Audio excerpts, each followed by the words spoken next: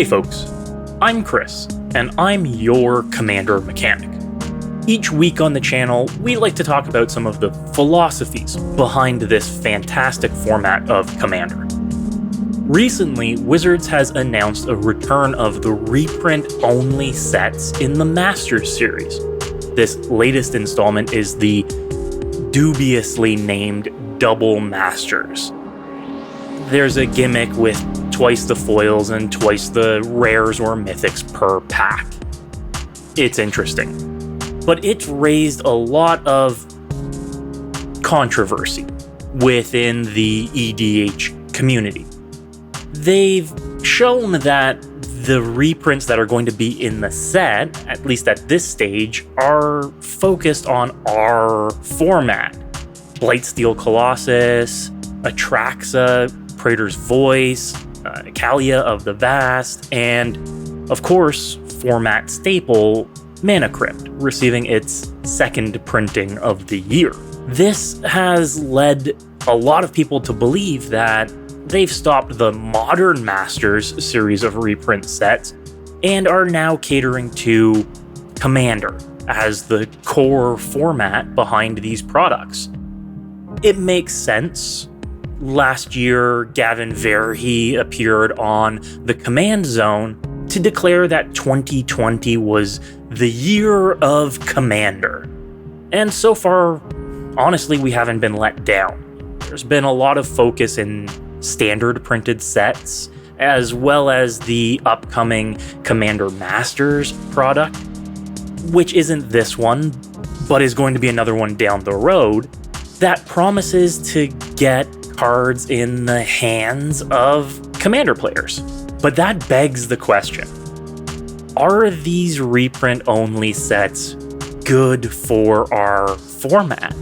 They might increase the number of cards available, but what do they do to actually make them available to a lot of players? The controversy around this is that early leaks have retail price set at over $15 a pack for this reprint-only product. They might be dangling some fantastic reprints in front of us to entice Commander players to purchase this product, but that price point is going to dissuade a lot of players, and it's not going to do anything for the value of these cards. So that begs the question, who does this product cater to? Does it cater to enfranchised Commander players? Does it cater to new players getting into the format? Or is this just a straight up predatory pricing practice? Honestly, my opinions are mixed. I feel like having more of a card available is always a good thing. But if history shows us anything, it's that money cards, like Mana Crypt or Blightsteel Colossus, printed at the mythic rarity in reprint-only sets, doesn't do anything to make them more available. The rarity is still too high, even if there's twice as many opportunities per pack to get one, but it won't do anything to the secondary market price either, meaning that a Mana Crypt's still going to be $150 to pick up, whether there are more of them available or not. As an example, let's take a look at Mana Vault. It's a similar enough card and was reprinted recently in the Ultimate Masters product at the Mythic rarity. This is a Commander-only card that has been a consistent $30 average through its lifespan.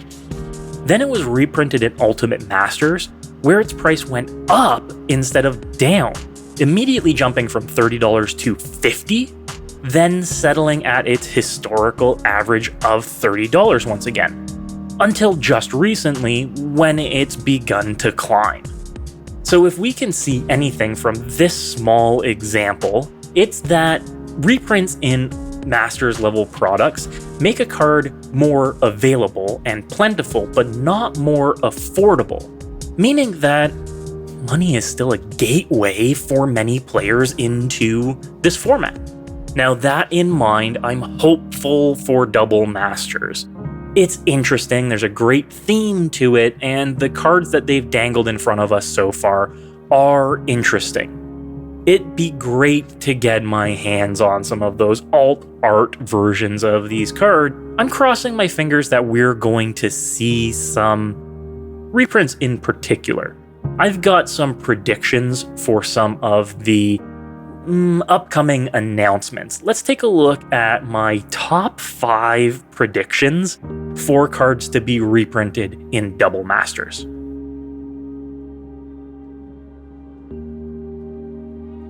First is an honorable mention, and that is to the symbiotic microcycle of symbiotic elf, symbiotic beast, and symbiotic worm.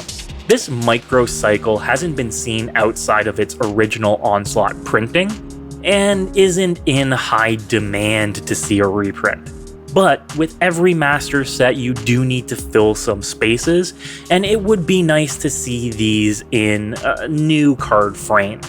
At number 5 on our list are the double up casting cards of Reverberate and Twin Cast. Once again, these fit the set's themes in that you're doubling up on a cast spell. These are particularly high on the list because of the recent Arcane Maelstrom Ikoria Commander product headed up by Calamax, which has a set theme on doubling up spells, copying spells. So these are a pretty good bet as well. Number 4 on the list is Colonian Hydra.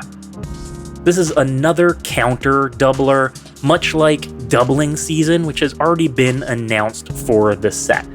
This is a card that has been creeping up in price and playability lately, and that's in no small part to the recent C20 Ikoria Commander product Enhanced Evolution, which has a sub-theme based on Hydras and +1/+1 counters.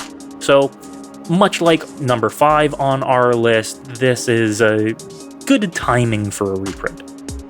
Number 3 on the list is a personal pick of mine in Doubling Cube. This has been printed twice before, in 5th Dawn in its original printing and in 10th edition, and like it says right in the name, this couldn't be a better pick for the set. And it's, reasonably in demand. I think that for the way that this fits the set's themes alone, we can expect an announcement soon. Number 2 is where we get into some meaty picks with Wormcoil Engine. Wormcoil Engine has seen multiple reprints and has played in multiple formats outside of just Commander, but is still a very pricey card.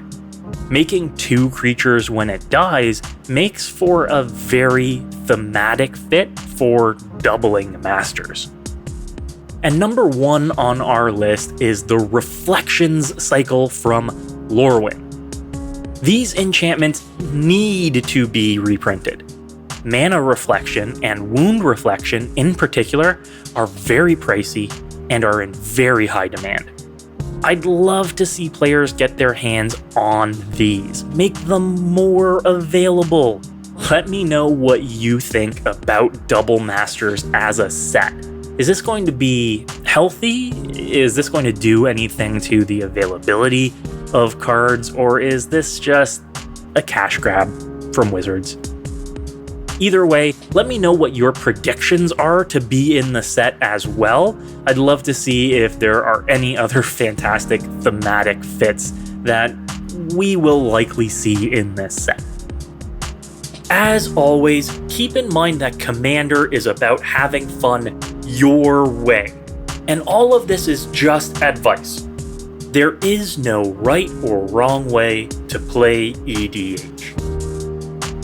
If you want to submit a deck for a tune-up, you can email me at cmdrmechanic@gmail.com or find me on Twitter at cmdrmechanic. Or you can even leave a comment on this video. I'll read them all. Be sure to like this video and subscribe for more tune-ups. Until next time, good luck and have fun.